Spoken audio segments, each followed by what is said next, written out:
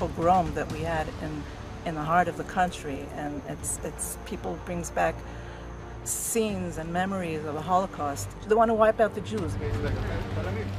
They want to take revenge by killing all people there in Gaza. They want to wipe out all Gaza. It's ethnic cleansing, extermination, genocide. We are the end of the war. Pray for God. Everybody should pray for God.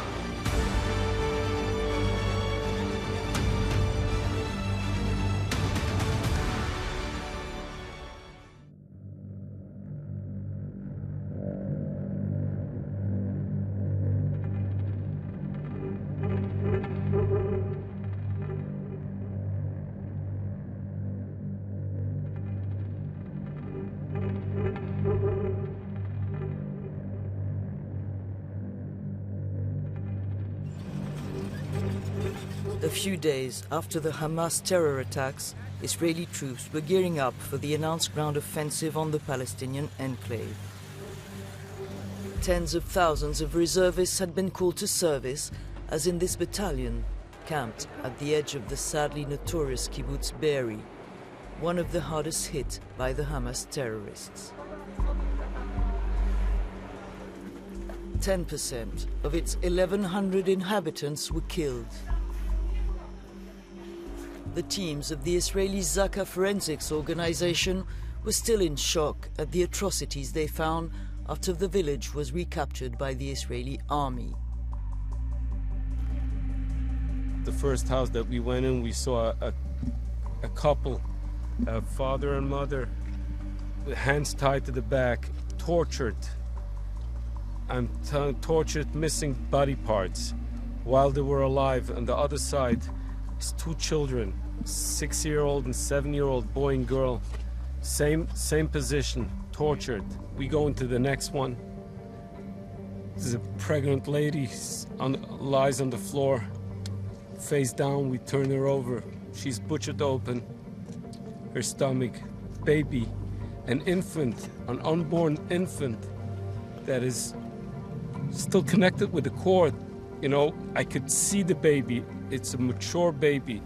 It's just stabbed, and she was shot in the back. Many other accounts of alleged torture and abuse on civilians, including rapes and beheadings, would follow. 70 years old. Rami Gold was among a group of Be'eri residents who defended the village with their rifles against Hamas assailants for 12 hours before the Israeli army reached the site. We're going to go back home. We're going to rebuild everything. And now we're going to claim our life again.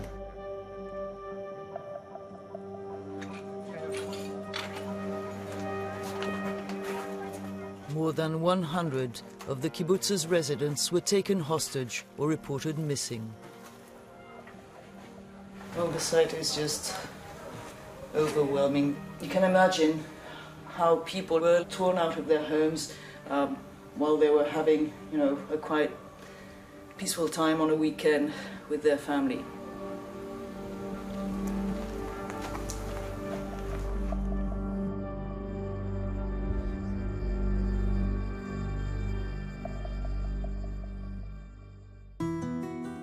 Yarden Roman Gat, a dual Israeli-German citizen, and her sister-in-law Carmel are among the civilians missing from Be'eri.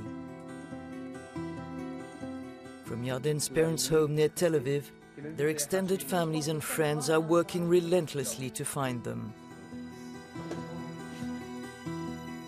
Yarden was visiting her in-laws in Be'eri with her husband and their daughter when they were captured by the terrorists.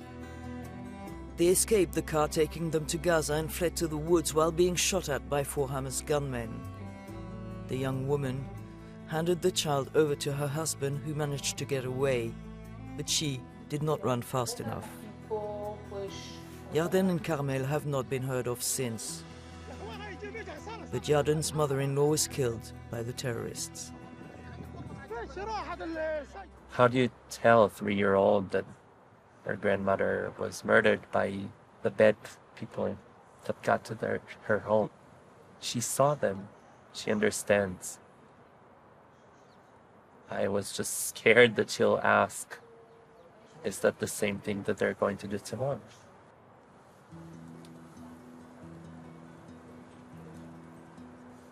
The family has called Germany and the international community for help.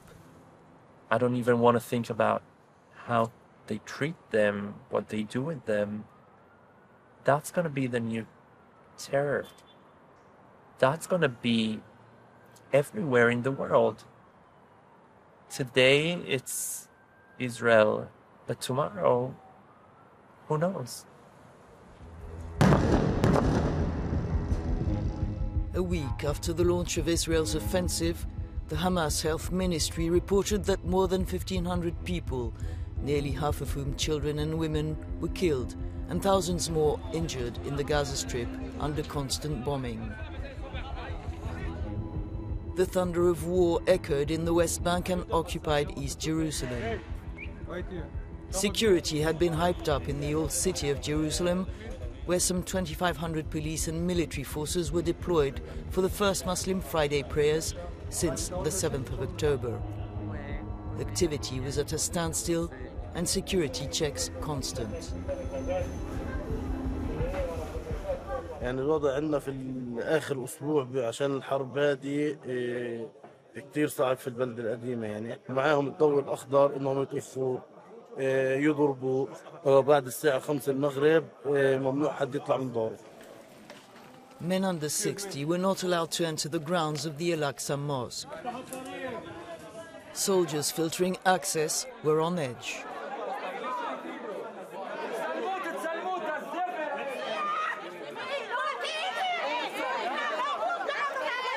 انت شفتي بعينك شفتي كيف مسكوني هجموا علي بايدي ربطوا بايدي وفشوا تدخلوا متوحشين هدول متوحشين كريزي يلا يلا يلا برا انت روح برا هذه بلدي هاي بلدي هاي بلدي ولك انت بلدي يا بتشانو يا بتشانو ثاني لك بدك من عفنين ما هم بدك من عفنين. Meanwhile, a mass exodus had started from northern Gaza after Israel's military gave more than 1 million people 24 hours to evacuate to the southern part of the Hamas-controlled territory. The United Nations warned the world that an unprecedented human catastrophe was unfolding. Hamas rockets kept pounding southern and central Israel, also under fire from Lebanese Hezbollah in the north. 120,000 people were displaced. The country was under alert. Well, we were on the highway on our way to Tel Aviv from Jerusalem. An air raid siren just rang and cars stopped on the side of the road for people to take shelter under a bridge. They don't want just the south. They want Tel Aviv and Jaffa and Haifa. And we try not to hurt the civilians, but we say them, go to the civilian, go. Save your life.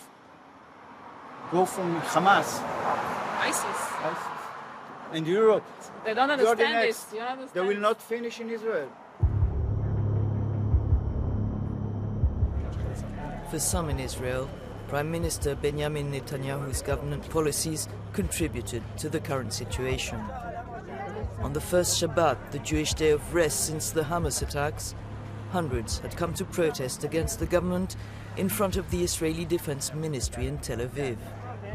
They rallied with families of hostages, demanding their immediate release. Bring them back! Bring them back! This is my daughter, Liri Elbad. She was kidnapped in her pajamas early morning to Gaza. And I want her back now. She was in the army base. She's 18 years old. So she don't want to fight. I believe also in Gaza, they don't want to fight. Nobody wants to fight. Everybody just wants to live. The fact that they're dehumanizing all the Gazans and all the Palestinians is actually, at the end, it will be against Israelis, because this is the cause of this whole thing. The cause is the endless cycle of revenge. To be against Hamas does not mean that we have to kill one child in Gaza.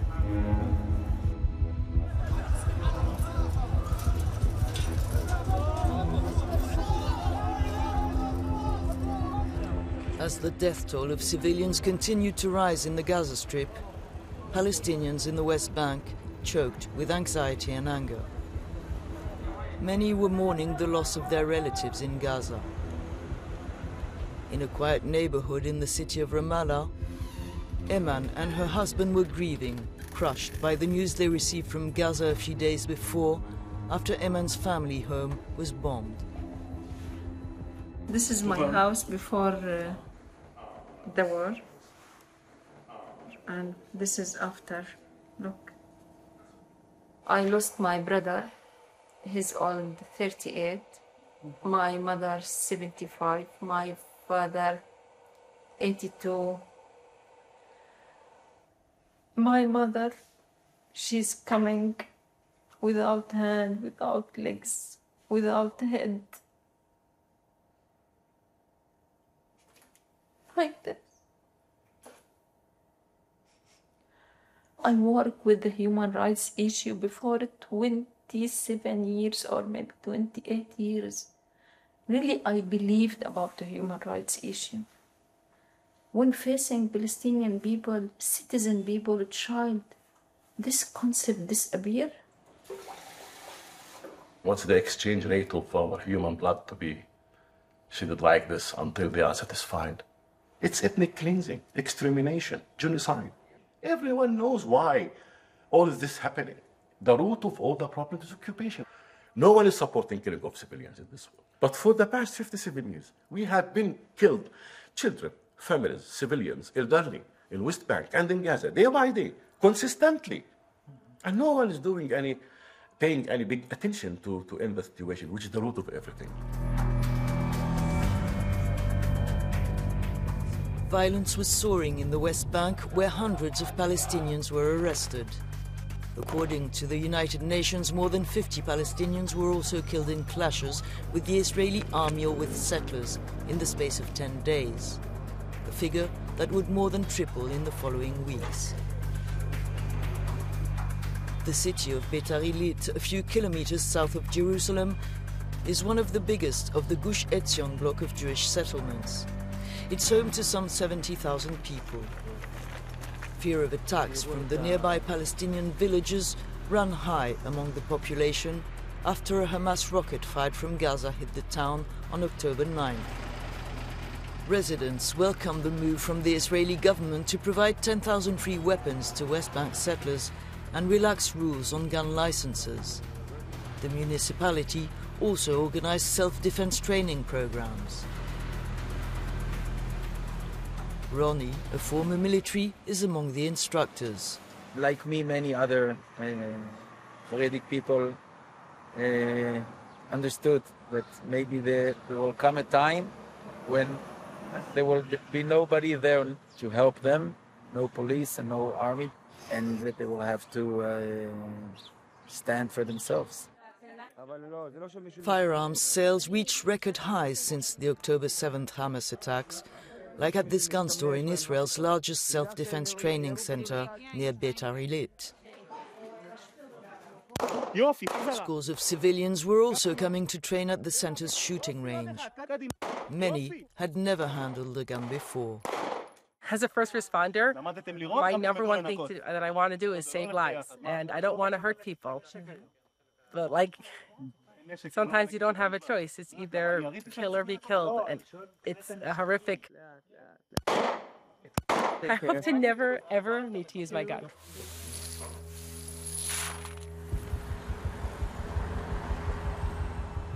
In the mixed cities of Israel, communities were more divided than ever. Freedom of movement and expression was restricted for the 2 million Palestinians holding Israeli citizenship. Like in one of the mixed cities close to Tel Aviv, Lod for Israelis, Lid for Palestinians. Those who call themselves the Palestinian citizens of Israel and the Jewish people call the Israeli Arabs represent 20% of the population in Israel. Yet in the mixed cities, people are afraid to talk, afraid to come out, and they feel their fate is more than ever compromised. Hassan Monayer is a human rights activist and social worker. He's one of the rare Palestinian citizens of Israel in Lid to have agreed to talk to us. People are afraid. I'm afraid.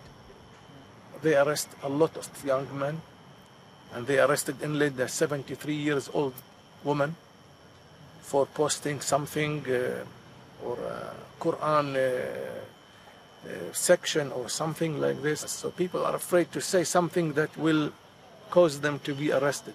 Did you expect what was...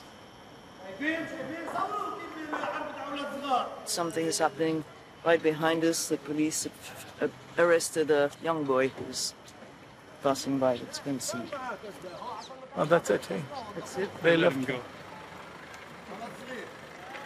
We, the Palestinian citizens of Israel, we are in a very, very delicate situation because we see both sides, we hear both sides. In Israel, we know, we acknowledge that innocents were being killed, and we are against it. But there is, 2.2 million in Gaza. They need hope. They need liberation. They cannot live in a cage. And you, the Europeans, are looking at them for the last 70 years doing nothing. Now you are blaming a small group of them of making this a horror and crimes, and it is crimes. But everyone is paying for this crime. Talking to us is also a risk for Mahana Kib, a women's rights activist we meet near a wall separating an Arab neighborhood from a Jewish one in Lod. The separation wall, it's not just in the West Bank. Actually, inside of Israel, there's an apartheid, obvious apartheid. Maha's husband lost 20 family members killed in the bombings in Gaza. They are 3 generations. Just one person stay alive from this family.